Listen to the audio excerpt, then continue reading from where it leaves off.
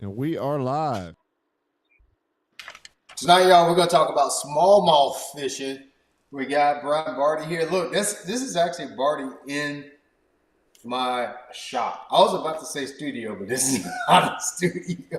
It's a shop, and we make fishing videos in my shop. Period.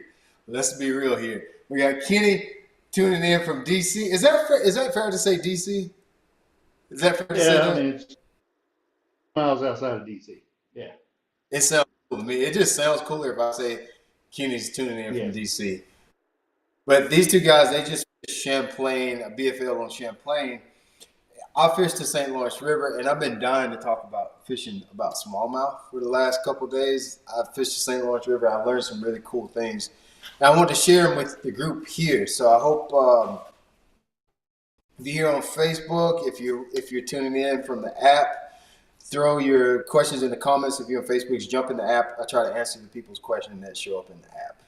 So a lot of really cool things that I want to talk about that I learned that I don't think have really been talked about that much with smallmouth, and I'm going to see if you guys have seen this, recognize it. If you haven't, you can definitely use it next time you go smallmouth fishing. I want to just jump right into it. I don't even want to waste any time just like lollygagging around. Let's just jump right into what I want to talk about here. So I prepared some slides tonight. I like to do slides because I think the visual just makes everything easier for you to understand, and it helps me stay on track too. So I'm not talking about yoga pants and politics by the time the hour's up. So it keeps me in line. So smallmouth versus the largemouth bass. The reason that I'm making this sort of a versus is because most of us have access to largemouth. Very small percentage of us have access to smallmouth. And I know occasionally, like Kenny goes up and fish the St. Lawrence a couple times a year. Barty gets to fish for smallmouth all the time.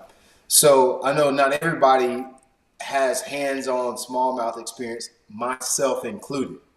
So I want to say what I'm about to talk about is not necessarily it's going to sound scientific, but it's not scientific. This is just my experience and what I've noticed and some things that I've through trial and error and through having bad tournaments that I've kind of put some pieces of the puzzle together and said, this works and this is why it works, and I'm kind of starting to see some things here. So smallmouth versus largemouth. I just want to bring that up because it makes it easier for us to understand where we're going and give us some direction to frame this conversation around. Okay, smallmouth. All right, we just say that all the time. Smallmouth, smallmouth, smallmouth. We don't when we're out there fishing for them and we're trying to understand the fish, we're trying to look for areas, we're opening up our Google Earth, we're looking on our units, etc. I want us to start getting in the habit of thinking about the physiology, the biology of the fish when we're thinking about how we're going to fish for it. And so I want to bring up three very distinct characteristics of smallmouth that if you pay attention to them, when you start catching them, it'll make sense why they are where they are, because you'll start to notice that their body type and the way they're built and the way that they feed, it's all connected. Sometimes we just get over it. It's like I got two bites in that creek on that rock and we just go back to that. But you can open up a whole world of possibility if you start to think about the actual fish and how it's built. I mean, me anyway, it just helps me. It helps me understand why I'm catching fish where I'm catching them. So now that I know why I'm catching fish where I'm catching them, I can take what I learned on the St. Lawrence and go to Champlain. I can go to Cherokee Lake. I can go to the Mississippi River. I can take that same process and use it all over. Hey, listen, some of the stuff we're talking about tonight, you can use the process, not necessarily the things I'm about to mention, but the process to catch largemouth, to catch spotted bass. Everything's a process that you can duplicate. So first thing I want to talk about is just the fact that the smallmouth actually has a small mouth, especially the northern ones. So if you'll do a little bit of deep study on smallmouth species, there's actually like there's multiple breeds or species of smallmouth bass, and the ones up north are not the same ones that we have down south. They're not the same ones that you catch in the Midwest. They're not the same ones that you catch in the Northeast. They're different species. I know one's called a Neosho, and something you need to go look on it. That's a whole rabbit hole, and I've actually thought about having a guy come and talk about that here on live. But all the smallmouth species aren't created equal. This particular northern smallmouth, the mouths are so tiny, tiny, tiny, tiny, tiny, little bitty mouths. They almost look deformed how big their body is versus how big their mouth is. We're going to come back to that in a little bit, but just remember that. That's going to make sense why they've evolved to have this small mouth later on. We're going to talk about that. Second body characteristics that smallmouth have is you don't want to just gloss over and act like it's not there. Is big tails. You can see how I got that circle there. Huge, huge tails. Okay. Take note of that. We're going to revisit that conversation of why they have big tails and how the fact that they do have big tails, you can use that to your advantage, and you can actually cut out a lot of dead water on your practices, fun fishing days. You can cut out a lot of dead water when you think about this fish and how he's built. Put it in the comment section if you think you know why the tails are big or why they have small mouths. Like, how does that help them where they live? Just think about that. Last thing is hyperpigmentation. So I posted this one on my social. This is one of what I call the black ones. These are the El Negros. Don't nobody type El Negro in the comment section of this video, okay? All right. Okay, Mac Toon, I don't want to see it in there at all. We're just going to call them the dark ones, okay? You notice how smallmouth they hyperpigment. They're like a chameleon. They're like a frog. I did a little thing on Instagram today talking about smallmouth and how they change colors depending on what they're sitting on. Pay attention to that. It'll give you a clue of how you can target more fish and how you can catch them. They literally will turn the same color as what they're sitting on. Okay? We're going to come back to all these things. So those are the three things. Now look at this next smallmouth. You can see how he looks completely different than the other one.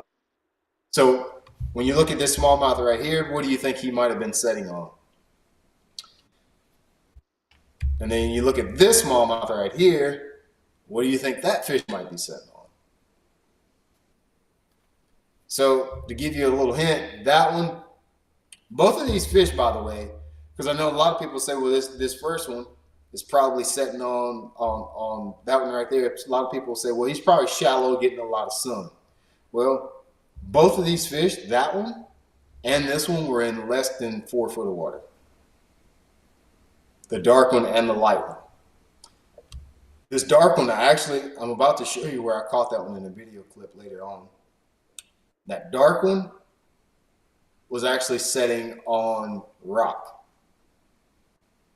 I'm going to show you exactly what type of rock a little bit later on. This one was setting on a sand flat with a little bit of limestone mixed in. And so you see how you can start to break down and eliminate a lake really fast if you just by looking at where like what the fish looks like. If I catch one and he's dark like this, and listen, I've had this happen before too, especially when I'm throwing that crankbait, bombing it out there, 100 feet. You'll get one on, he'll jump, boom, he's black as soot. By the time you get him in your hand, he looks like that one. They changed because he was setting on whatever he was setting on, and they did all of that. And I guess I don't know how they know to change that way. I don't know what makes it trigger, but it's very interesting to me. But just the thing that you need to know as an angler, pay attention to these fish and what they look like when you catch them. I haven't experienced any other bass species that does this. I've caught largemouth all over the place. Do largemouth look different?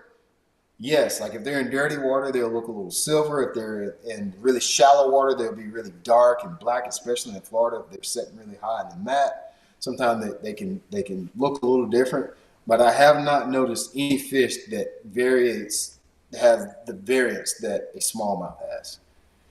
And it has all to do to the adaptation of that fish. Now let's think about something. I probably should wait. I want to talk about something, but I think I should wait a little bit later on with this conversation. But think about how a smallmouth feeds.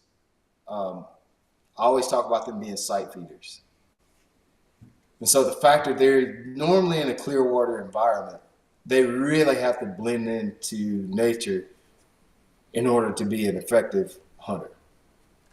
If they're in a muddy water situation, blending into the background is not quite as big of a deal. But when you're at the St. Lawrence with 20-foot, 30-foot visibility at times, several places on the St. Lawrence where you can see 20-foot, Champlain, several places you can see 20-foot down, it's very important for that fish to be camouflaged so he can hunt. Okay, now, anybody got any guesses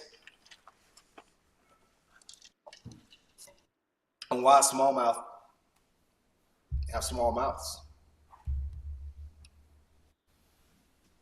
There it is. Why they have small mouths. So let me go ahead and preface this by the way. Remember I mentioned without everything I'm telling you, if you're about to go find you a biologist and say, well, the biologist said that ain't what is right, and they have a small mouse because they went inside their album dudum globulum and they turned it inside out and found out that they eat more chicken livers that way. Look, bro, this is how I make smallmouth fishing make sense in my brain so I can catch them better. And I'm sharing it with you. I'm not a biologist, don't care to be one. I'm just sharing with you what I have found out and how this makes sense in my brain. But I can imagine if I wanted to be a really fast swimmer, it wouldn't make sense for me to have a huge mouth like a largemouth bass does. That would slow me down a lot. And I would imagine with smallmouth being predominant in lakes and rivers that have a lot of current, where they need to swim really fast, really efficient in clear water, I would like to think that fish is a lot more efficient and faster with the way he's shaped. Thinking about his tail and his head. Why is his tail huge and his mouth little? This is just me putting the pieces of the puzzle together. I don't think you need a doctorate degree to just like put this together. Like, that kind of starting to make a little bit of sense. I could be wrong. Now, the biggest thing with the small mouth is I think most of these fish, and we're going to talk about what they eat, smallmouth spend a lot of time rooting around in the rocks, maybe even pushing rocks over. Think about crawdads and leeches and whatever swims around on the bottom of a lake or river, little small things. Would he be able to get any of that with a big, huge mouth that opens? Like a largemouth sits behind things, wait for it to come back, and they literally like vacuum it into their mouths. You've seen that. You've seen on Instagram reels where people hang out a little herring or a shad, and the fish doesn't even get to it. It's like he just vacuum sucks it to it. But if you ever watch any video of smallmouth, they always take whatever, they're almost like a dog, a pit bull. They grab it and they shake it. Pick it up. Pick it up. They pick up what they're doing. So think about this. I thought about this analogy when I was putting this slide together today. Imagine if I took a handful of marbles and I took those marbles and I just scattered them over some riprap. Those marbles would represent some crawdad or whatever's in the lake that's in the rocks. In my mind would be crawdads, gobies. Would my little girl with her little hands and fingers, would she be able to worm those marbles out of those rocks and crevices better? Or would my granddad, who had the hands of freaking mastodon, would it be him? Not even me. I want to use my hand. My granddad's big old thumbs, like you're swollen, high blood pressure. Who's going to be able to get them little marbles out better? The smaller, more finesse hands. That's how I see all of this working in my mind. When you start thinking this way, like you can cut out a lot of water. I don't care if you're in Champlain, I don't care if you're on St. Lawrence, wherever there's smallmouth at, you can start to see where, oh man, this is where I need to be fishing. And you can start seeing things like, oh, dead water, dead water, dead water. No, that makes a lot of sense to fish right there with these baits. Okay? So we talk a lot about smallmouth and what they eat. A lot of people talk about what they eat, especially up north. When I first started going to Champlain, how long would you say you've been fishing Champlain? Probably five-ish. 5 years? Yeah, 5 years where I've been fishing it each year. Yeah. 4 years, 4 or 5 years. So you caught it in this But mega Lake area. George for, Yeah. 10, 15, Okay. 20. Does George have gobies? I don't think so. I don't think so either. Well, I bring this up because I know when I first started fishing Champlain, a 16, 17 pound bag was a pretty solid bag. And that was just 2016, so 10 years ago. My first time to Champlain was 2014. And then I went in 2016. And 2014 to 16, you could catch a check with 17 a day. Don't go there and do that anymore. You'll be last. And I think one thing that people talk about is any of these northern fisheries getting gobies in them and the fish getting bigger, fatter. I'm not sure that that's the truth. Do I think gobies are playing a factor? I absolutely 100% do. Kenny, have you been to Champlain before? Have you spent much time up there? No, this is the first time I've ever been there. How about the St. Lawrence? Did you spend many time? Have you been up there a lot prior to the last few years?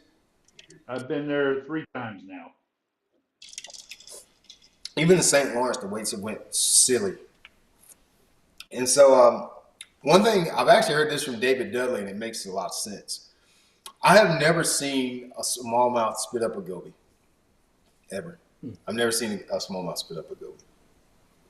Do I believe they eat them? Probably. But I've never seen one spit up, ever. You look at this picture right here, this is my live well after St. Lawrence. And that's what you can see with that. It was like somebody took some candy corn and threw it in my live well. It was all crawdads in my live well from the St. Lawrence. Matter of fact, it's probably still in there. Don't let it heat up. It's probably still in there. So then I got that going for myself. But there's something about the crawdads I think are still playing a factor. The Champlain, the St. Lawrence. It's not because I think they're eating them. Gobies, zebra mussels make the water clearer. I know at least on, what's the other, St. Clair. St. Clair hasn't always been as clear as it is now. And the fact that it has zebra mussels, and the zebra mussels are pretty much spread to every body of water up north, far as I know, all the rivers and seaways that up there. And since the water's clearer, the fish have gotten bigger. And so I think it's the fact that the water's clearer, the fish can eat better because they're sight feeders, is making it where they just get bigger and fatter. I really think that's what it is, because you can see I got over 20 pounds a day and they were all eating this. There was not a goby in my live well. They were all eating crawdad. Think about that. I think that's going down a lot more than we give it credit for. I know they eat perch. I've had them spit up perch. I don't know if they're alewives or ciscos. I've had that spit up, but I've never had a goby in my live well. It is what it is. It's just an experience. I'm not saying they don't eat gobies. Don't go back saying that Brian said they don't eat gobies. Oh, blah, blah, blah, blah. No. That's not what I'm saying. All I've said is in my experience, I've not had them spit up gobies in my live well. I think the reason they've gotten bigger in the last few years is the fact that the water's become clearer over the years because of the infiltration of zebra mussels, etc., making the water clear. Sight feeder type fish, eating more things, getting bigger and fatter. I guarantee you, if most of you came and live here in Belton, South Carolina, where I live, you probably get a lot fatter than when you live in the city where you got access to good, healthy food. I got access to Mexican, Chinese, and fast food. Period. You're going to get fat when you come here. Okay? You live in the city, y'all can go eat Chipotle, and you can eat Market Fresh, and go to Whole Foods and get good, clean beef. You ain't getting it here. Okay. One thing I like to do, keep thinking about Champlain. I want y'all to think about the body of water you fish. I know we got quite a few northern guys here in the app. Kevin, Barty, Kenny goes to fish to St. Lawrence, Mark Jonas. We may have a few others, Kevin Skavinsky, a few other guys up north. I want y'all to start thinking about, so many times we just talk about the fish, the life cycle of the fish. And then we say, oh yeah, we're eating crawdads, and then we just leave it there. So I want to talk about the life cycle, since we just saw that the fish were eating crawdads. We have very good evidence of what they're eating. They're eating crawdad. So now let's go into, what does a crawdad do? What does he look like? How does he swim? Where does he live? Where does he live? What is he doing? Not necessarily, we don't have to get into the chemistry. We don't have to get into like really strict biology of a crawdad, but if we know a few things and just pay attention to what we've seen with crawdad, that can give us a lot of information of, again, where we can go, what we can fish, and eliminate a lot of dead water really fast. So life of a crawdad. Let's just talk about how the fish looks. What does a crawdad look like? This is a little stumpy looking creature right here. It's just short, stumpy little thing. So he can get in the crevices and cracks, rocks. They like dark places. Very seldom, if you've ever played in the creek, if you're playing in the creek, turning over rocks, they're never just sitting out there in the wide open, just like, hey, come pick me up. You got to pick up stuff and turn it over, and you got to go find them. They like dark places. And here's the thing that I think is really interesting. This may seem dumb to write down about crawdad. Crawdad aren't good swimmers. They don't really swim. Yet they're in the water. We're going to come back to that part here in a little bit. They are not good swimmers. Okay? I want you to think about that. Just put a pin on that, and we're going to remember that a little bit later on. It's going to make sense why I noted that, the fact that a crawdad isn't a good swimmer, because you're probably thinking, well, Brian, why would you even bring that up? I'm going to bring this full circle.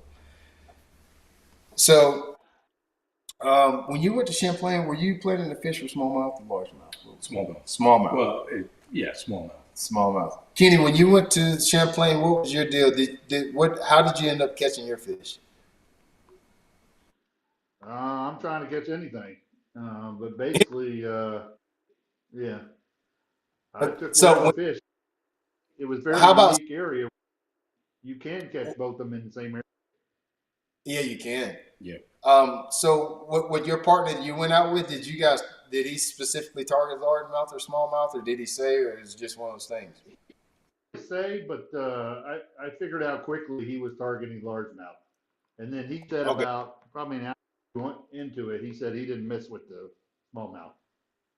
Yeah, I kind of like to fish with largemouth when I go up north because they're just so dumb. Gosh dang it, isn't that fun? Yeah. So next time, if you go back to Champlain, I promise you this, what I'm about to talk about works there. Because this is actually where I discovered how to do what I'm talking about, what I did in St. Lawrence. I actually discovered it at Champlain. It's all about rock, and a very specific type of rock. And I tried to get a couple of different screenshots of the type of rocks. Like, I want you to see what I was seeing when I was out there. Because the next time you go to Champlain, to St. Lawrence, Oneida, any of those places up there, I want you to look for this stuff. And it's clean rock is what I'm talking about. There's a very specific reason that I know clean rock. Because there's a lot of rock on these places, but it's something about the clean rock. And after I started thinking about it, I'm going to tell you why it makes sense in my brain. When I say clean rock, it can look like this. You can see there's a little bit of pebble that you see in here. There's some bigger chunk rock, some of this gravel up here. It can look like that. But the biggest thing is it's clean. And why would you think that's clean? And then I'm going to show you this is what dirty rock looks like. And why would you think this rock would look like that versus this looking all nice and clean? I like that rock that looks like what you would put in your yard, the river rock that you would put in your yard. I'm going to show you some slides too that I found. Okay, there's a very specific reason. Now, we know that the crawdad like to live in the rocks. We know that. We talked about that. They love the dark places. The more little holes and stuff like you got here, the chunk rock that he can hide in, I feel like the better.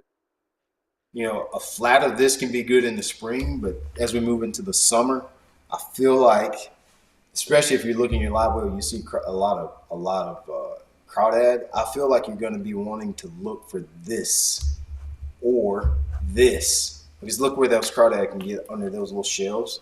This is more like a limestone type rock here. Is it limestone? I don't know. Y'all don't go in the comments talking, oh, not limestone. That's actually Persian wood or something. I don't know, but it's flat. That's clearly different than this. All right? That's clearly different. You see how the crawdad can get over in this, all down in these crevasses, all these crevasses over here. But it's a different type of rock, yet it's clean. It's not as clean as this last one. That's real clean. But one thing I want you to know, why does clean matter? Listen, catch this. If you're writing stuff down, write this down. The cleaner the rock, the more current there is.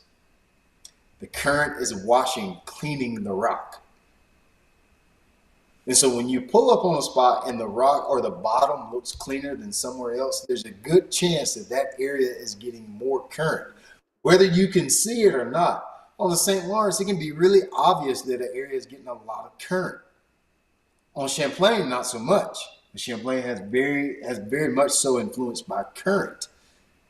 It has a natural current, and then by the wind. When the wind blows a certain direction, on Champlain, it has more current. And so if you see an area that routinely has rock that looks like this, it has more current. So the rock is going to be cleaner. Now, why? And it gets deeper. See, like, look at this. You see how clean that rock is? Look at all these crevasses in here. I like saying that. I sound really educated when I say that. You see all of that? Look at all these crevasses, all that in there. I guess y'all can see my pointer. I don't know if you can or not. I'm hoping so. Should be, since the screen share. All those crevasses, it's clean rock. Probably going to have a lot of current there. Probably going to be near a harder or sandy bottom. Okay? Now this dirty rock just like this, most likely, most of the time, not always, most of the time, this is going to have a lot more stagnant water. A lot more stagnant water. It's not going to be moving as fast. And so it's going to have this fuzzy, grassy looking stuff on it. Doesn't mean you won't catch fish on that. But in the tournament, I want to go to the higher percentage stuff. And I feel like most of the time it's going to be that. Okay?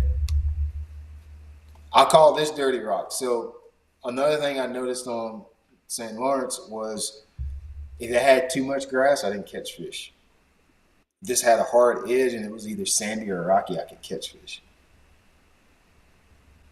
But I'm calling that dirty rock too, because most likely if it had that much grass, low current, or mucky, softer bottom. The grass can't grow on rock. Grass can't grow on rock. Grass can't grow on sand. It has no organic material. So seeing that grass let me know there's probably not going to be a lot of crawdad there if that's what they're feeding on. If there's probably not a lot of crawdad there, there's probably not going to be a lot of smallmouth there. I've eliminated half of the creek at this point. Y'all follow me? I've eliminated half of the creek when I take this thought process. See this? You see that rock in there? You see that, Barty? Yep. Move yourself from how you need to. See that rock in there? But then look what's on top of it. This grassy type, I don't even know what it is. Is this something I would fish? I would call this dirty rock. Maybe there will be a fish there, but if I'm in a tournament with limited time, this ain't a place I'm going to spend time on. It's going to be on that. It's going to be on that. It's going to be on that. Okay? Now, I think I did a little just talking about clean rock versus dirty rock and why. So this is when I really started to make this make sense when I started thinking about this, like the details of this. Why the clean rock? All right, my shop floor is dirty, but it was really bad a little while ago. I've been working on that jumbo all winter. I built this somewhat of a studio in here, and then I just been busy. My shop was really bad. I had cardboard all over the floor and plywood and sawdust and stuff was everywhere. I want you to think about something. I got mice in my shop pretty bad. And having all that cardboard and plywood and stuff in here and sawdust, that was not helping the situation. And so if I was trying to chase down a mice in here and capture him, do you think it would be easier to find him in this? Okay? Would it be easier to find him in that? Or would it be easier to find him in this good old clean rock? When my floor is clean now, I could chase down a mouse pretty easily. So I want you to think about old smallmouth. Why do you think they're hanging on that clear rock? The first thing I thought about, and this is part of the formula, all of these things matter. It's not just one and not the other, but all of these things together make the perfect smallmouth spot. If I've got current, I was thinking, well, if I got current, then that means the fish can sit there and let the food be washed to them. Maybe. We see how big their tails are. They can swim against any current. They've adapted to the river. They're not worried about the current the same way I am when I fall out of a bass boat like I did. You know, if the bass boat gets away from me, I'm trying to get back in it as soon as possible on the St. Lawrence River. Okay? Smallmouth is not worried about the current. He ain't worried about that. But if he's trying to chase down a crawdad in this, that ain't that easy.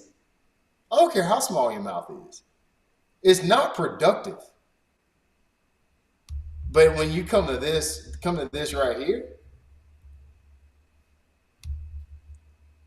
he ain't got but a couple places he's got to look. In here, sniff his little nose around in there. That small mouth, he can tuck it in there. Imagine a largemouth trying to tuck his nose over in that. Can't do it. He can't even do it. Smallmouth can tuck it around in all these little crevasses. Okay? All of this, he can tuck it in there. Much easier to see Mr. Crawdad in that than it is that. You can't see, look how with that algae and stuff, the crawdad's going to even just blend right in. But when you look at this, the crawdad's going to stand out pretty good. And on that flat rock, he's really going to stand out. If he decides to bring his little nappy behind out of any of them cracks right there, he's getting eaten easily. Easy to chase down a crawdad on that. You see where I'm going with that? Is any of that making any sense to y'all? And it's just a way. I've caught smallmouth over grass before. But it always made me wonder, like, why am I catching more bass in these areas that look like that? And when you start digging into what they're eating, how they're built, it doesn't make any sense for them really to spend much time around this at all. All right, so we know it's going to be easier for him to see the prey on clean rock. On the dirty rock, with the grass and the algae and all this stuff, the snot around it, it's just harder for him to see the freaking crawdads. Harder for him to see his food. Smallmouth, generally speaking, love to eat things that crawl on the bottom. Generally speaking. Okay? Harder to see that stuff on that fuzzy bottom. There's less getaways on the clean rock. Less getaways for the crawdads. There's too many hideouts on that dirty, grassy stuff. Too many hideouts. All right. The clean rock also, let me get back to it, I'm sorry. Clean rock also signifies that is an area that has fresh water coming in. Good, fresh flow. Heavy current. The dirty rock is probably a good indication that that area may not have as much flow. We might could use that to our advantage in the springtime when they're spawning. Just noticing the difference is all I need you to do, okay? Okay, now I'm gonna show us one thing and then we're gonna get into this Champlain here. I wanna show you visually what I was looking at. Let me see, I think I can go right here to QuickTime Player. So I have a few catches that I wanna show you from St. Lawrence. And you'll be able to see the bottom. When I fish for smallmouth, one thing you've seen so many smallmouth tournaments the last couple of weeks. We've been there. The BPs went there. Bassmaster Elite Series has been there. It's been NPFL. All the tours are fishing up north. You're seeing a lot of smallmouth fishing. You see a lot of people looking at the screens and forward-facing sonar and minnows and drop shots. It will make you think that that is the only way to catch a smallmouth. I don't ever do that because I hate it. I'd rather go slam my you-know-what in a car door before I go do that. I hate dragging a worm around for smallmouth. And I'm a finesse guy. Hate it. I hate that. Hate it. Can't stand it. I did catch some on the spinning rod, but I was not doing the little drag around stuff. And so everywhere I fish for smallmouth is where I can see the bottom. I know what I'm throwing at all times. Not because of side scan, not because of my forward-facing sonar, it's because of these two little black eyeballs in my head. I can see what I'm casting at. Now look at this now. You can already see the rock. Can you tell the bottom's there? There's another clip. I'm gonna fast forward to another clip. You can look at that. You can see the bottom. 22, 20, 22. 3 days in a row. I saw the bottom everywhere I fished. Look at this. Look at that bottom. I pulled these clips so you could see the bottom. So this is more like that limestone bottom, flat, sandy bottom right here. I think it was another one. So you can see it real good. Let me pull this out of the way. You see all that? Just a limestone and sand bottom, flat rock. Let's think about the crawdads. You got rock, you got sand. If a crawdad can't get in the crevices of rocks, what's his next best option? Crawl down in some sand and bury himself. What does Miss Smallmouth do? You see him scurrying along. They can see him going in that sand. Oh, I forgot to mention something. Let me come back. I'll show you another spot. We'll let some of these videos play.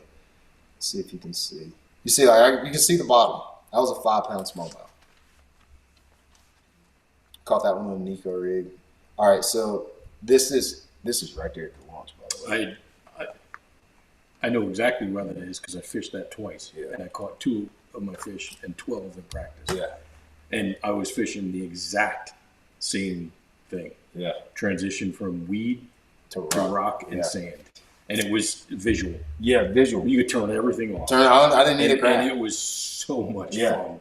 And the water was hot when I was there. It was just summertime fishing. Yeah. I was under the impression that maybe they only do this, they live there. I caught gobies right there. Did you really? There you go. So look at this. You can see the bottom here. There's rocks, big boulders, and it goes way, way, way out here. Way out here up to the left. But the current is coming from here, moving this way. Okay, current's coming this way. There's a little bit of an eddy here, but for smallmouth, I don't fish eddies. I get out here in the booty, butt naked, 5-mile-an-hour current. I just throw my crankbait up here, rocks, and Boo Boo the Fool had to come see. This is a 5-pounder. You guys won't get any. I'm gonna show you how big it was. You guys won't get any audio on the screen share. I think I missed him with the net that time. I did. This is an old one. Almost ugly how old.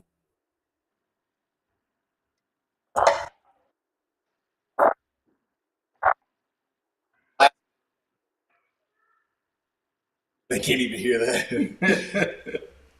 On the squirrel. Let's see if it was on the next clip, so you actually won't get to see the fish really that good. I wanted. Let me revisit something right quick. So we talked about. Okay, you remember me talking about the crawdads not being good swimmers. I thought about this. See if you would be willing to explore this. Okay, remember I talked about the clean rock being good deal. Clean rock means there's significant current there a lot of times. Not all the time, but a lot of times it's because the current is so strong that it's just as we say in the country, it's washing that rock.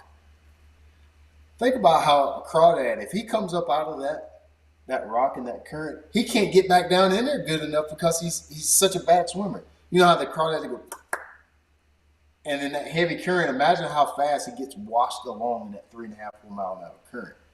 Wouldn't it make sense for the smallmouth to hang around in that where it's that heavy current where he comes out of there, he gets up in the air, he's like, oh crap, I can't get back down quick enough. I can't get down. Smallmouth comes in. Now, if you're in slack current, he can pretty much stay around in those boulders and just kind of wiggles his way around in the cracks and crevices. He can protect himself a lot better. But in that heavy current, with him being such a bad swimmer and that current being so swift, he gets out of there and now he's just floating. He's just a bobber, okay? Just a bobber. So once I started putting these few elements together, fishing got really fun at the St. Lawrence. And this actually happened in the tournament. I'd been around this, like I'd been hinting around all these little elements, these little small things for a very long time. And then it's about midway through this first day, I started noticing that like the shallower I went, the more bites I got. And it all had to do with the rock. It all had to do with current and having all these 3 or 4 elements work together. And I would find stuff that people were just driving by, just silly stuff. Like that spot that I showed you right there at the end, everybody drives by this. This is at the freaking launch. Everybody drives by that. It's too obvious. And this stuff scattered like that all over the river, if you're willing to go slow enough to look for it. If you're willing to get on the trolling motor, if you're willing to say, I'm not cranking this motor up for 4 hours. Or that's the way I had to start doing it, is just not crank the motor up and look. But then I got smart enough to where when I thought about the current, you can almost predict where these areas are. Because if it's a forward-facing point, it's going to have so much current on it that it's going to be clean rock there. So you can start just looking for anything that's out in the middle of the river that exposed the current is going to be clean rock.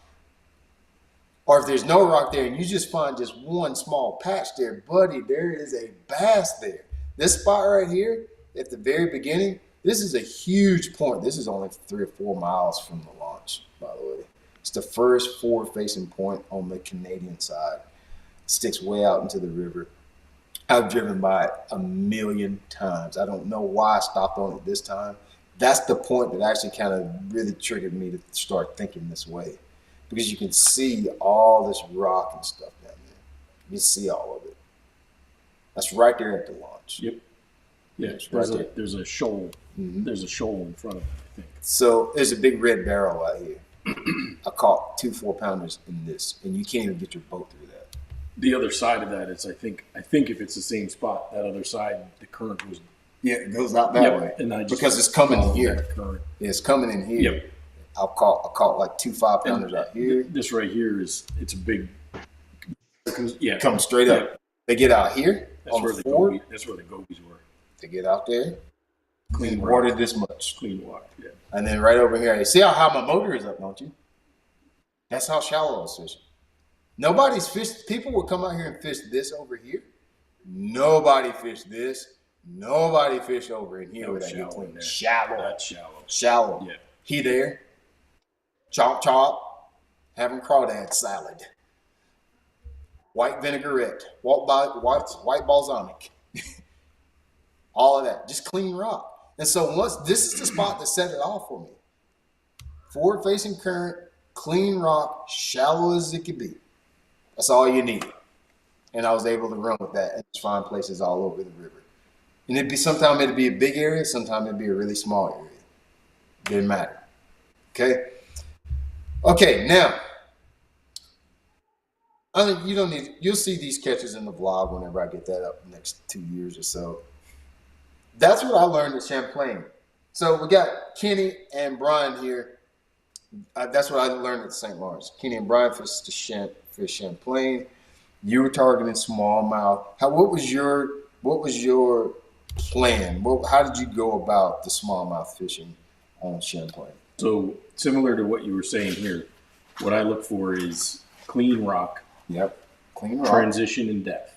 Yes. And what I would love to see is a few stalks of weed, that cabbage, just a little bit coming out of the rocks. Yeah. So that's what I was really targeting. I didn't get to do that. Yeah. But that's what I was kind of looking for, because there's always going to be one on those. Always. And the thing is that's something you can repeat. You can find one, find another one, find another one, find another one, and you can just come, north to south and find whatever you need. So one thing that I can't wait to go back to Champlain and do, I'm gonna try to do it in Wisconsin too, is I haven't paid enough attention to the current on Champlain, and I've fished for smallmouth there. All those gaps in those bridges from, what is that, baby? So you got the gut, and then you got the next couple bridges, gaps. What's the other one? Something Bay or whatever? I don't remember. Going around that the island in the middle. What's the name of that island? Hero Island. North Hero. North Hero. You got all those gaps in the bridges and stuff like that, and get that strong current. I want to revisit all of that now that I see what I see and know what I know.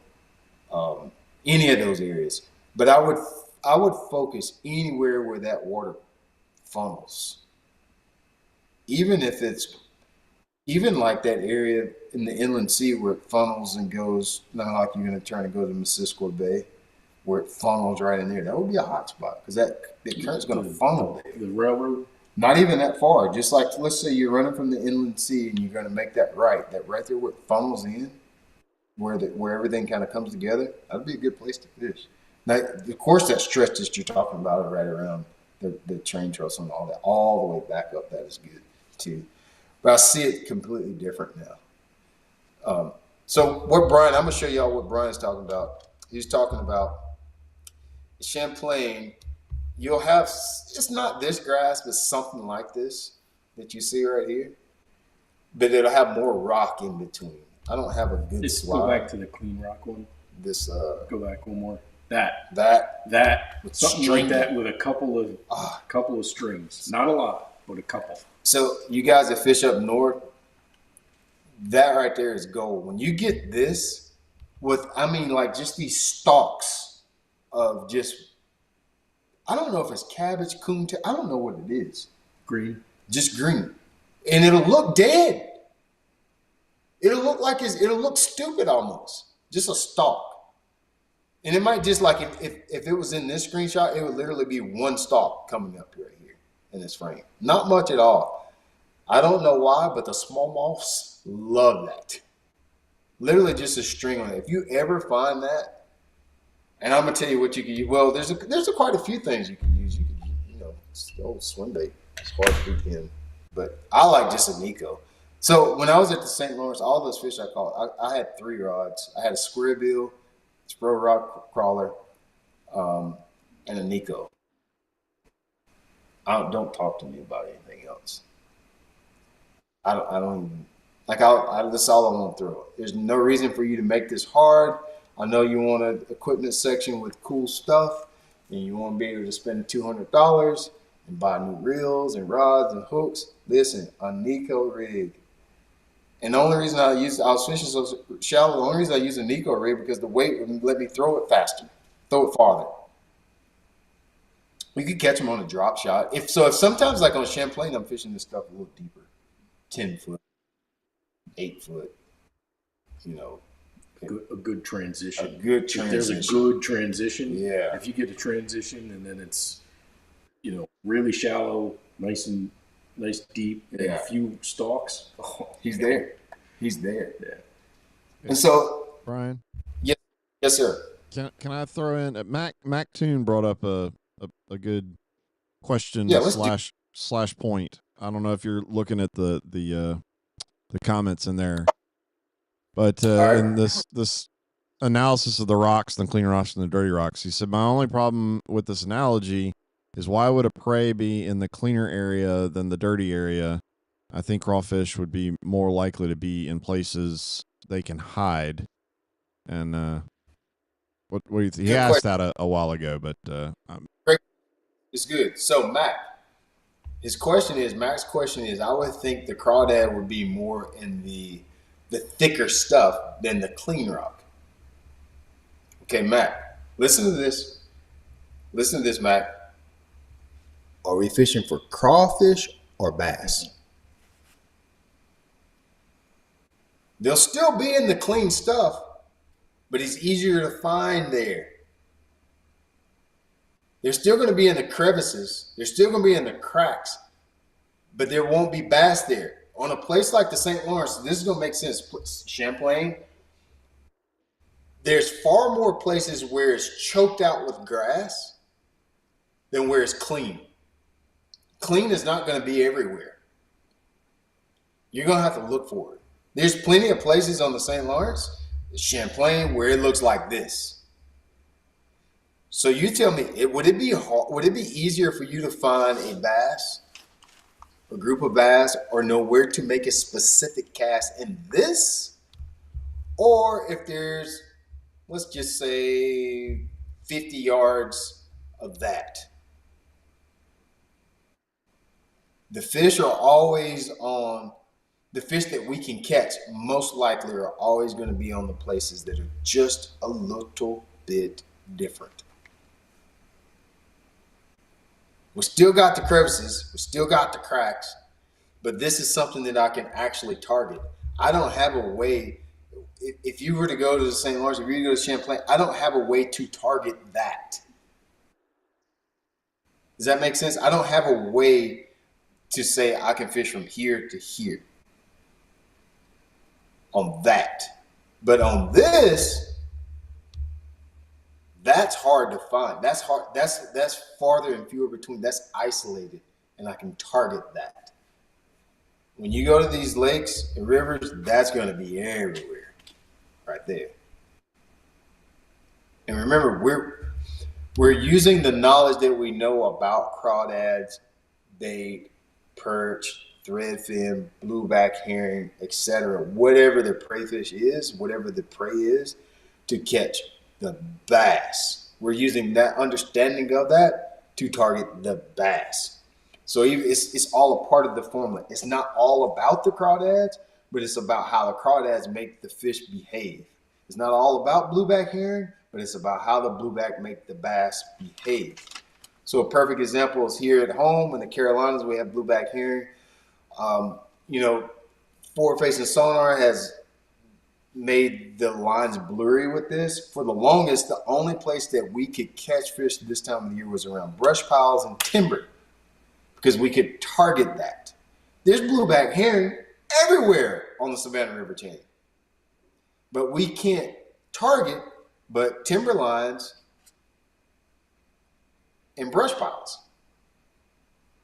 Those are the places we can target, so that's where we fish. Now we got forward-facing sonar, we get out in the middle and we look around at all the other stuff. But for most, I want to say 90% of y'all in this app,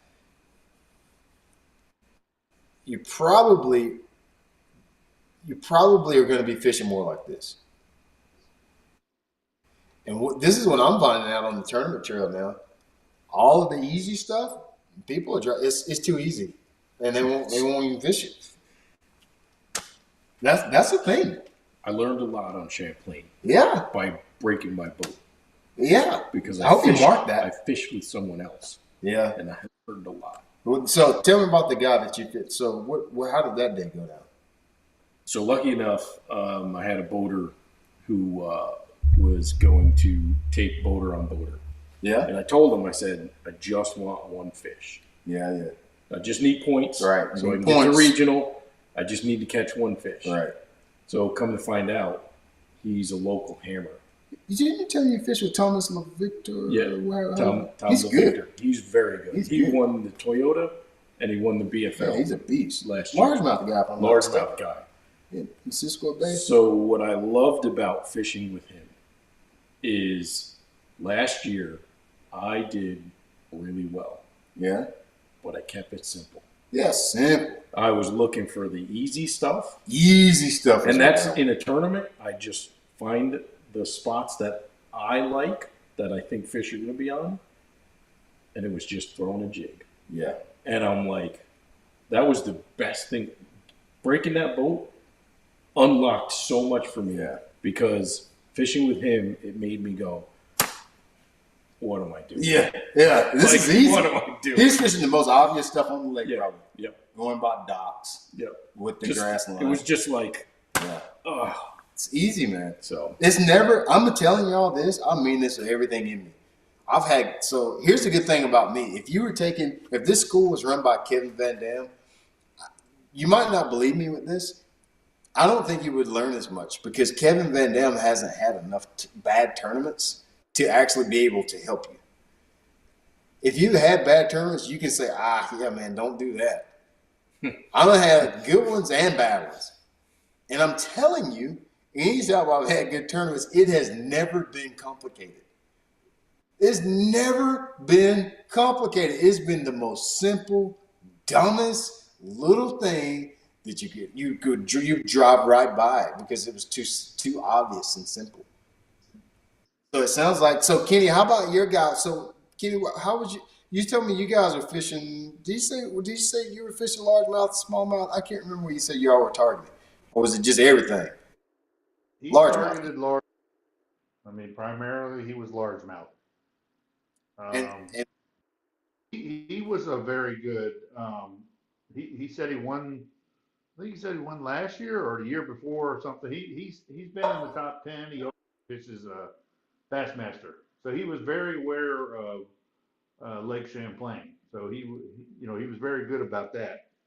And I mean, I don't know how you want me to talk about the tournament or? Yeah, go right on. Yeah, I got some notes based on what you talked about. Oh. Trying to find my notes here. Yeah, all good. I kind of popped in on you all of a sudden. He said, man, talk 45 minutes. Ask me how I did.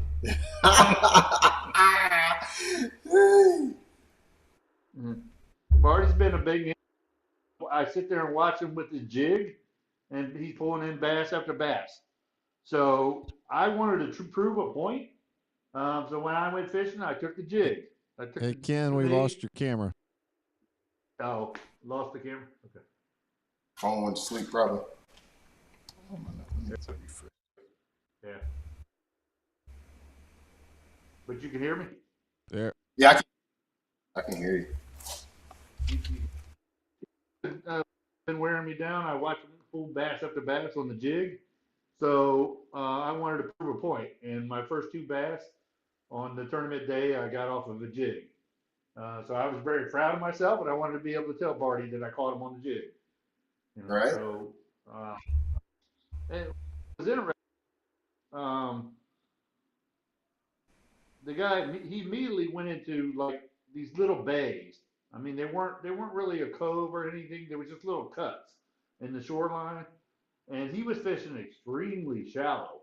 I mean, I was kind of surprised where we were going, and the water was crystal clear. So the one thing that he told me, he said, I don't like when the co-angler is throwing in front of the boat. He said, so don't ever throw in the boat. And he said, I tend to try to have a good time, but if you want to piss me off, you start throwing your lure up above the boat, I'm going to go off on you. So I know, I've been a co-angler. I know how to throw. So at our first stop, I let him have the whole shoreline. He cast it to the shoreline, and I cast it out to the main water because I saw there was grass. There's a nice little grass and stuff like that. So it was interesting. He caught one bass, largemouth bass, and then I caught two smallmouth bass, and we were all in the same area. So I thought that was very interesting for my experience in fishing. I've never been able to catch those two species in the same spot. Yeah. So that was pretty good for me. I haven't really fished the Ned rig a lot, but I could see that this was going to be beneficial. So I had the Ned rig tied up, and that's primarily what I fished. I fished the Ned rig and the jig just about all day. There was a couple times there I thought everything looked too good for, I thought I had some shallow water crankbaits, and I'm like, I got to be able to get a bite with a crankbait here. So I probably spent too much time trying to get a bite off the crankbait, but Right. I felt after I'd gotten 3 good fish, so I was trying to get something bigger, and generally sometimes a crankbait can give you a bigger fish. But Absolutely. I was surprised I couldn't get any bites. But one of the things that surprised me with him is we were fishing extremely shallow, clear water. He caught 2 of his biggest fish after 12 o'clock. Mm-hmm. And but not everybody knows, they don't have permanent docks up there. So when you say you're fishing docks, I mean, I personally think of big, hard, you know, uh, in the ground, permanent roofs and everything. But no, these were little bitty metal poles. They had wheels Mm-hmm. on them, so they could that dock right on out. They basically, were no bigger than 4 or 5 feet wide. Right. Yeah. And I was amazed at the bass that he was pulling out. Couldn't really see what he was fishing, just the pole, just that little pole. All And it takes. it, All it it just like that water's so clear, you think you would see them. But the only You time you think see them, back so up many to the times. bait. Yeah. Yeah. I did get one bite on the Ned rig where he just popped out of nowhere. I could see the lure the whole time. And then he just popped out of nowhere and took a bite. So that's pretty interesting. And like I said, I have not seen water that clear and you're catching largemouth in the middle of the day. And it was a sunny day. There was no clouds, sunny. To go, So Kenny. eye-opening to me that largemouth would be that shallow, that clear water in the middle of the day. So, so we can break that down the same way we're doing those smallmouth. So those largemouth up north, they get shallow like that, but they're eating panfish up Right. there. They're eating them, shell cracker, maybe even those small perch, rock bass. That's what they're up there eating. And like you said, you would think that you could see them. Those stupid things are that deep. And you would swear, and sometimes you even get a bite. You saw your jig go down to the bottom. You saw it, and you're like, that feels like a bite. Like, how do I not see it? Same thing. The smallmouth is the same thing. But yeah, that fish, you cannot go shallow enough. But the common misconception is when you watch our tournaments and you watch YouTube vlogs, you don't see a lot of fishing like that. And a lot of that stuff is just it is wide booty butt naked open right now because everybody out there thinks that you have to shake a minnow to win. Maybe you do have to win though. Sorry, but to do well and have a good day of fishing. And I know Barty and I talked about it afterwards because both of our boaters did the same thing. They would catch a 4-pounder and they might throw 3 or 4 more casts, but we were out of there right afterwards. And I just thought that was strange. Where I fish, if you catch 1 4-pounder, you're kind of hanging around a little bit because you're looking for more. But their theory was that they caught the biggest largemouth in that area, and they're gone. They went to go find the next 4 or 5 pounders. Yeah. Now, how good? Yeah. 19. That's a good bag of largemouth, man. And he was like 14th. No, he was 17th, something like that. 25-1. 25, 23, 23, 22, 22, 20, 21. Oh, yeah. That is tough. How about your guy? How did your guy end up, Kenny? 18 pounds. How many? 18 pounds. I think he was 24th. Yeah. Right. Easy. That's good. 18 pounds of largemouth is not easy. That is not easy. But I was like, I'm amazed. He caught about 8 bass, but he caught his biggest ones in the last 2 hours. Yeah. That's flirting with danger. Largemouth flirting with danger. Because you catch a lot of them, but it's hard to catch good ones sometimes. Yeah, and it was, I don't think we spent more than 20 minutes in a spot. I mean, he was constantly on the move, and it probably was good for me in the long run because I'm usually changing lures sometimes or what, but I didn't have time to change anything as fast as he was fishing. Yeah. So I just stuck with the same Was it things. was this deal a jig Yeah. too? Jig, he did a drop shot and a wacky worm. That's So what I use it. Yeah, I use a yeah. wacky a lot. To put it where I want to put So it. By the time I click it over. yeah, I would like to explore the wacky rig. Like you said, he didn't give me time to change anything out. And I was going to do one when my line broke on something, but it never broke. But I was going to change it to So a wacky rig or something. But so please know that those largemouth on the Potomac do the exact same thing. Please know that. The exact I same know that, thing. Like shallow. yeah, the shallow don't have that crystal clear water. There's usually a little murkiness to it and stuff like that. A little So dirtier, but there's a little dirtier. But if you go down around Quia, and then even in the back of Mattawoman, that water gets extremely clear. That water on those pads, when on low tide, when it's really, really low and clear, there's bass doing the same thing. You'll flip on those pads so shallow, so clear that you would swear you would see them pick it up. right. And I don't know how it works, but they somewhere and they come and get it. But yeah, the pads in Mattawoman clear in the back there. Yeah. Aquia is really clear like that. It's really kind of it. Some stuff like Chickamauga in the back of Chickamauga, it can be really clear. You can fish like that too. But they do get shallow like that. Yeah, 100%. Oh yeah. It's Yeah. definitely an option there. That's good. And I'm glad y'all saw that because I say that how shallow those fish get all the time in these lives. And I talk about northern largemouth. But until you've actually experienced that, for y'all that never been up north, they're catching fish on Like this. yeah, It was on a pole. Yeah. On a pole. Yeah. It's nothing. You would never go Yeah. fish unless you would never go fish that. You'd never go fish. It's hard to always tell how deep you are, but the whole time I'm watching his graphs, it was 1.2, 1.5, the water that the boat was sitting in. And he's fishing in, Yeah. 8 to 10 inches of water. Yeah. Very shallow. Thomas was fishing the jig too. Yeah. The jig. Jig's a big deal. I use a wacky a lot just because I can keep my distance from the docks a little better. But y'all, if you never experienced that northern large, people talk about the northern smallmouth deal, but gosh dang it, them daggum northern largemouth, it will. I almost did that at the St. Lawrence. You'll see a video where I caught 19 one day doing that. I saw a question in here that was a good one. I think it was about the smallmouth and the largemouth mixing together. I wanted to talk about that a little bit. Barty, you have any experience with that, the smallmouth and largemouth mixing together? Yeah. Tell us how that works for you.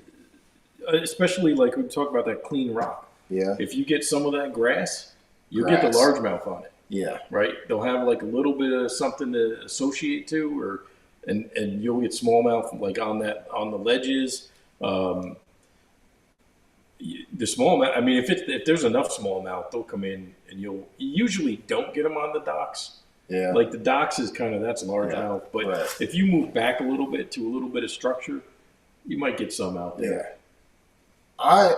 I've had a little bit of that at Champlain where they mixed in. I don't know, Kenny. Have you caught a smallmouth on the Potomac yet? I've been in the upper Potomac, but they're if you catch a 2-pounder, that's a big fish. That's a big one. Yeah, that's a big one there. Potomac. Yeah, that's a You big got to one. get into West Virginia and Maryland, in Pennsylvania, you get the big bass, the big smallmouth. So I did some walking around DC and we caught a couple smallmouth up there. We actually caught one pretty decent one, like close to a 3-pounder up there, walking around DC fishing. Like Barty was saying, if I'm trying to target, if there's an area where they're going to be mixed in with smallmouth and largemouth, a lot of times there's probably going to be more grass. Places where that tends to work good, Champlain is a great one. Oneida, they mix sometimes. Wisconsin up the Mississippi River, seen them mix up a little bit. The thing is, one thing that is underrated for smallmouth is grass. You don't hear that smallmouth do hang around grass. Largemouth get in grass. Smallmouth get around the grass. So when I'm talking about, I'll give you an example of what's a place that I would look for that I would expect to see mixed bags. If you've got a giant flat, sometimes on Champlain they have these huge hydrilla heads. Huge flat, nothing but rock, huge, just like a little mat, the size of this table or so of hydrilla. You can punch that mat and catch a largemouth. You fish around it with the swim bait, miniature swim bait on the jig head, a stick worm, throw it out there, let it sink to the bottom, you catch your smallmouth. Those are the times that I've noticed that they mix the most, is anytime there's grass involved, but thicker grass or more like bigger clumps of grass. I did that on Oneida before too. This has been a long time ago since I've been to Oneida, but I have had that happen there too. Did I see another question? There was one about spawning. Let's see. You see one about spawning. I think I went past it. Right there. Okay. Do we know what the spawning habits are for smallmouth, like time frame? So, Mark, that is going to range wildly and is very fast for you guys. Very fast. I have never got to fish for northern. I'm not going to say never. It's been a very long time since I've got to fish for northern spawning smallmouth. When I went there in 2016, there were a lot of guys that caught smallmouth off of beds. We went early June. It was like June 15th or so, and it was already toward the tail end of it. I'm sure Barty has more experience with spawning smallmouth, but that's going to range wildly depending on if you're talking about a big body of water like Champlain or the St. Lawrence, or if you're talking about your inland small bodies of water that are like 3, 4, 5,000 or less than 1,000 acre lakes. Those are probably going to spawn even quicker than your big bodies of water. But I do know that period is short, very short for smallmouth. Would you say maybe not even May? Would it be May to June? Yeah, May. May to June. And it's I think they're earlier than the largemouth. Yeah, a little cooler water, 50s, and they want rocks, all about the rocks. On the rocks. Cooler water, I would say upper 50s. You probably should be looking. If I was up north, if the ice broke, I would be looking, because that water is going to warm the fastest. Shallow, I would be just looking shallow. If I was there, I mean, just as soon as it broke, I would be probably just be thinking about it, But that Mark, that's a hard question to answer with precision. But I would say May to June, early May to mid-June, they're going to be around beds. But here's the cool thing, like where I was fishing, you could fish for spawners. They fish with a spawn there too. Smallmouth bass do live shallow. They 100% live shallow. I could go right now and catch them. They're not spawning. Go right now and catch them in waist deep water. They absolutely hang out shallow. I actually fished 2 that were on, I think they were fry garters. Really? And on the St. Lawrence. I'm glad you mentioned that. And I had one. I heard one of my Canadian buddies told me that oftentimes when we're fishing for smallmouth on beds, that it's almost always the male. Even if it's like a 4 or 5 pounder, it's the male.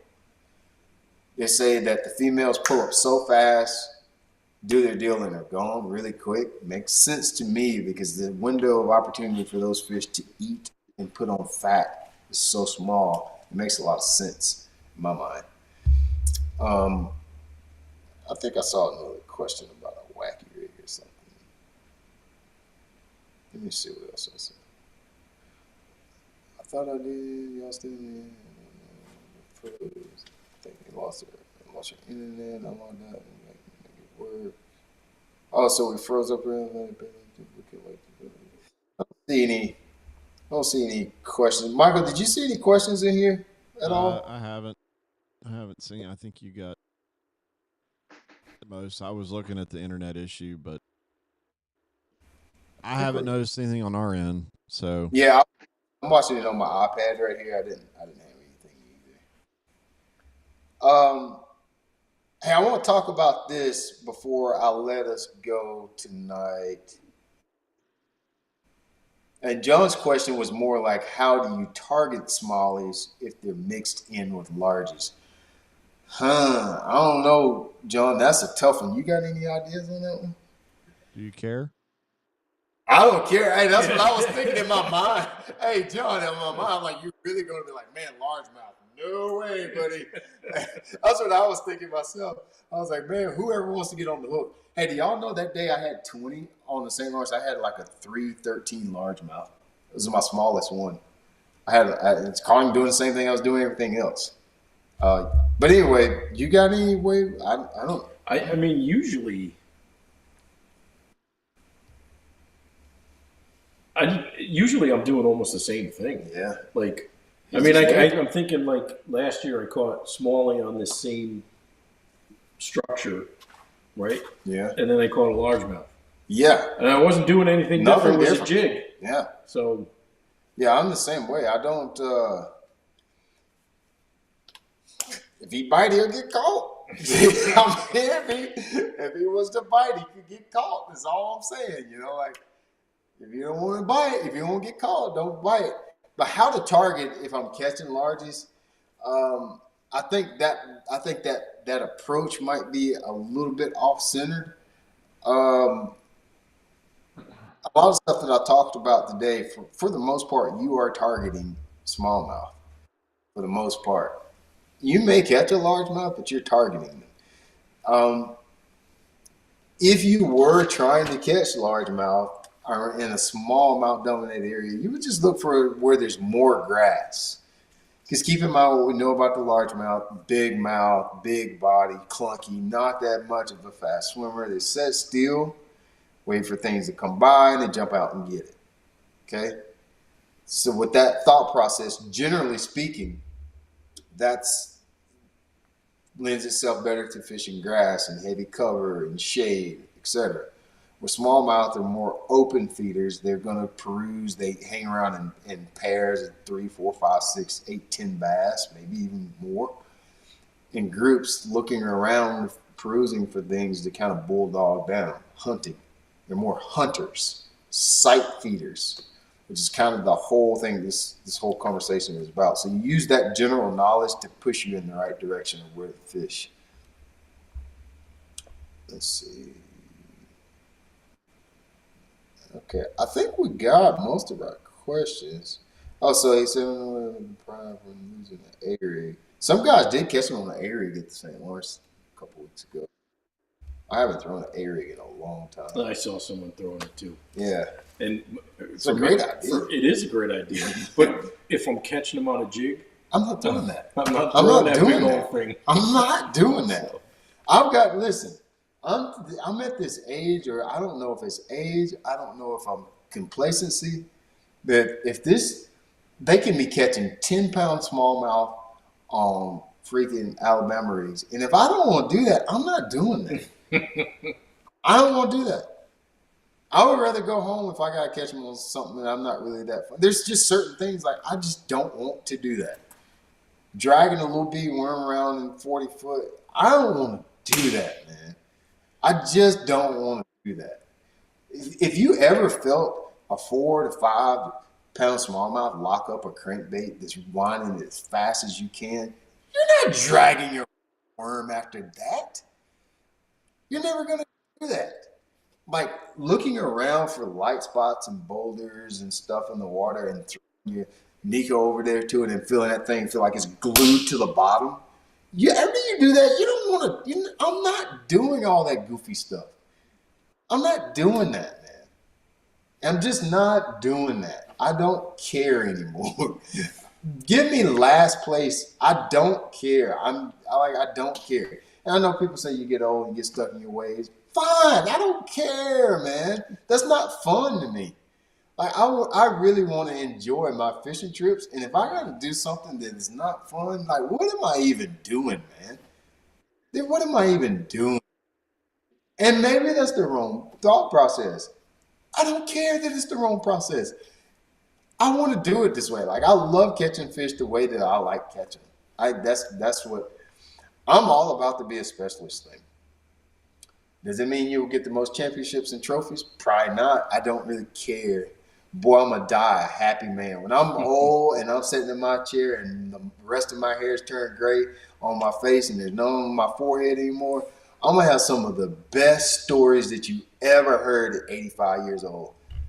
You know what I'm saying? I'm gonna have some good stories. So I don't know, man. Y'all have to figure that out for yourself. You just gotta figure that out for yourself. I don't know. I just can't, some people, and just keep in mind, there's lanes. There's guys that do fish all things, and that's a lane. There's guys that are specialists. That's a lane. That's a thing that you can do. But me, man, I want to do what I want to do, and that's my story, and I'm sticking to it. Okay, I don't see any other questions. I want to talk about this before we go. Kenny, let us know. Was there anything else, Kenny, you want to mention about fishing Champlain that you noticed, have learned, or want to share with the group?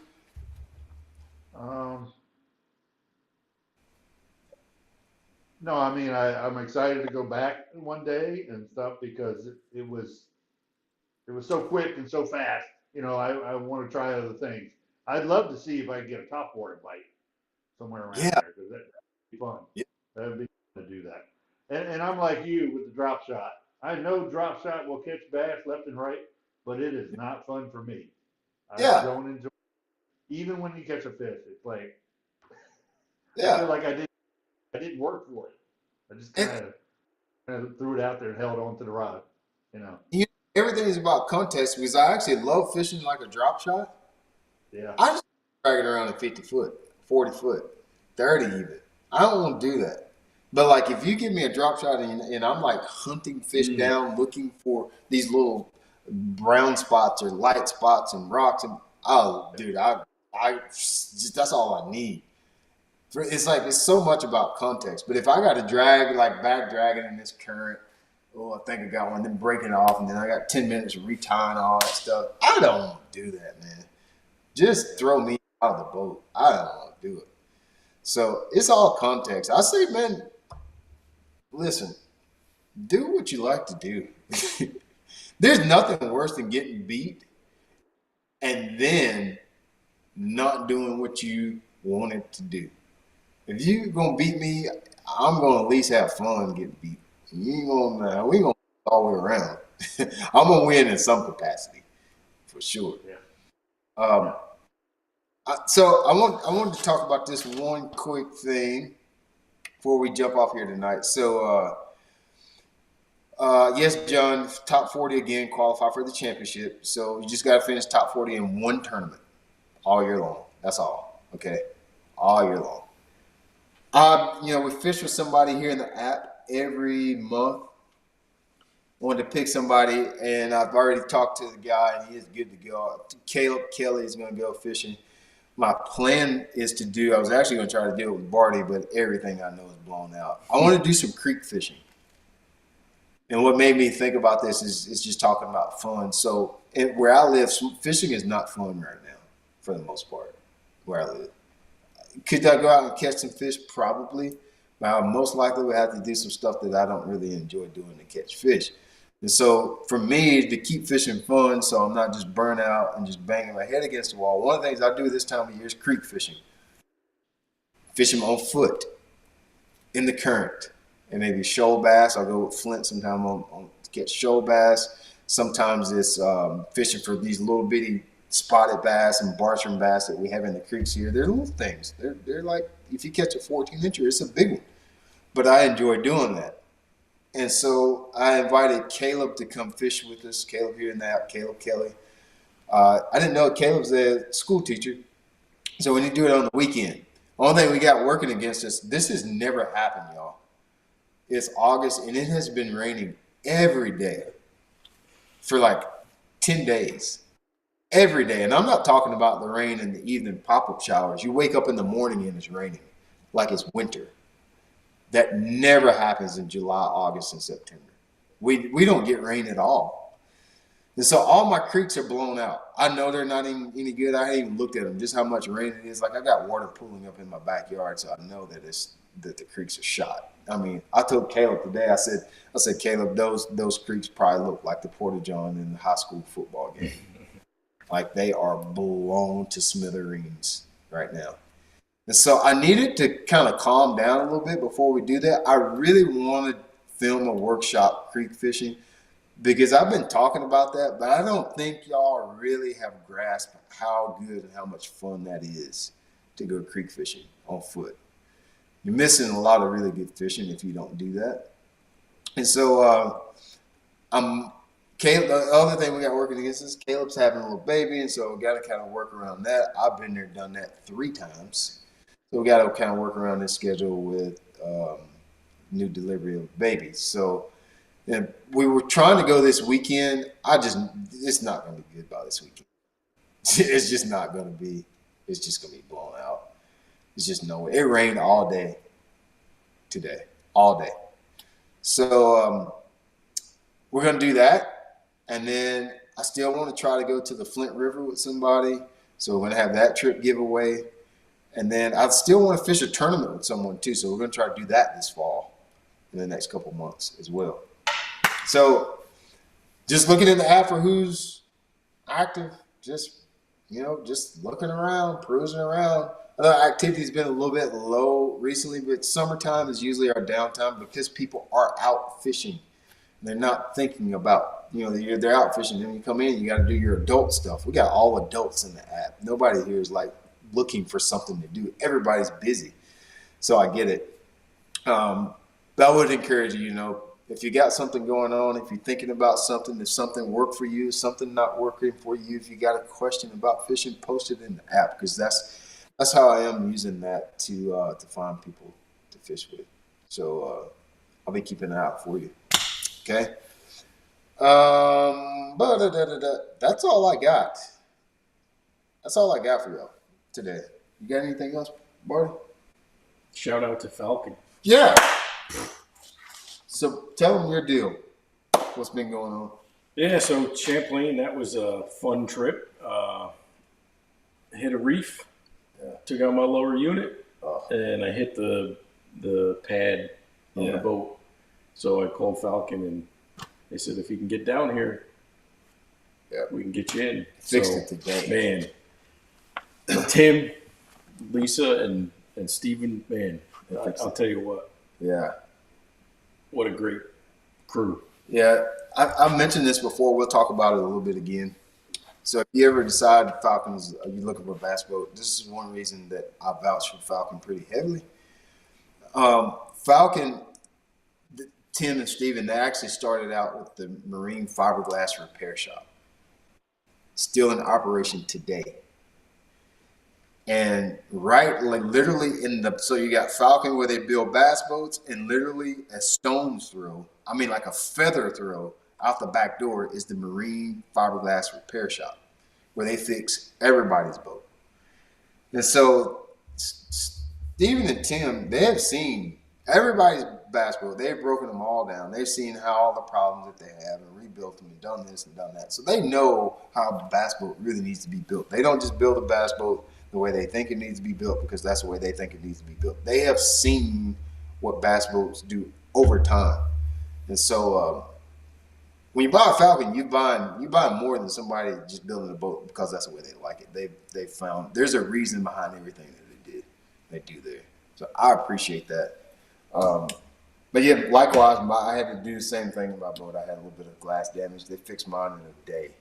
At the fiberglass shop. There's not any fiberglass shops where you can get stuff fixed in a day. Never. I didn't even know it was possible at all. Like physically possible. I thought you go in there, you kind of fix it up first, and then you let it dry, and then you make it pretty. 2 days later. 2 days later, you're buffing it out, and you're looking at it like, I don't even know how they do it that fast. They got all the colors and everything. And they got everything. Everything's there. It was on the lift, and he was grinding. Yeah. Super simple for him. So. Yeah. If you're thinking about buying a boat, Barty came all the way from Mass down here to South Carolina to get it done. Which you would have got it. It probably would have took it somewhere up north. They would have had his boat probably for the rest of the season. I would have been out. Yeah, the rest of it been done. And now Yeah. Ken and I are going to Oneida. Yeah. Hey, this stuff is this. I would do this at Oneida. What I've been talking about today. From what I hear, I've never been there, but Champlain and St. Lawrence are. Mm-hmm. I'm hearing that it's similar. It is similar. It's the Heart of Fish's big bowl. It's kind of featureless to a way, but it's got grass and rock, and you can do these things there. You can do. It's the same thing. Same thing. Yeah, but I would be looking for that Shackleton Shoals. It's just right there around the launch. I just never really go that other end. Seems to be dead water unless things have changed. Shackleton back to the ramp. Any of that's fair game, I would say. That's all we got. Okay. Thank y'all for tuning in. I'm gonna do another live on Wednesday. We're just gonna show you guys how to put waypoints in your graph. I know this is very simple, but let's just say if Barty wants to give me some waypoints from Champlain, a lot of people, you can get the way, well, how do I do that? Now I got these, give me this SD card, what I do. I'm just going to show you how to, if you find something on Google Earth, you can take that waypoint, put it in your graph, and go straight to it. I want to show you how to do that. So that's what the plan is to do on Wednesday. I think Friday maybe. I think I didn't do one Friday, or maybe I did. I can't remember. But we got quite a few live scheduled for this month. There's a post in the community section that's highlighting all of our live scheduled out for this month. There's I got most of them in. Yeah, they're in the catalog now. So they're in the catalog. Sign up for them. RSVP. I don't know why you would, but just go ahead so it reminds you that you're going to have a live. All right. The people that show up in the community section of the lives are the ones that get the most out of the app and the ones that end up staying here. When people that churn, when I look at the name, I'm like, I never saw that name before. They don't show up. Yeah, I'll show up and get something. The app, you won't download the app and then somehow a fish just jump on your thing, on your hooks. So that ain't how it's gonna work. It ain't gonna ever work that way. All right, thank y'all for tuning in live. I hope the lesson today made sense. Maybe give you some clarity on how you catch smallmouth. Kenny, thank you for taking time to hang out with us tonight too. Barty, thank you for coming from Mass to Belton to hang out with me. There's no good way to get to Belton. You know, you're my first guest in the shop. I'm proud to be the first one. First one I ever had. First guy I ever had here in the shop. I'm about to get a picture for that. Just for that. I have never had anybody actually in the studio. It's always been remote. Now I got to work on that and do it more. All right. Thank y'all. Y'all have a good rest of your night. Michael, thank you. I think that's all I got until we meet again. Y'all have a good night.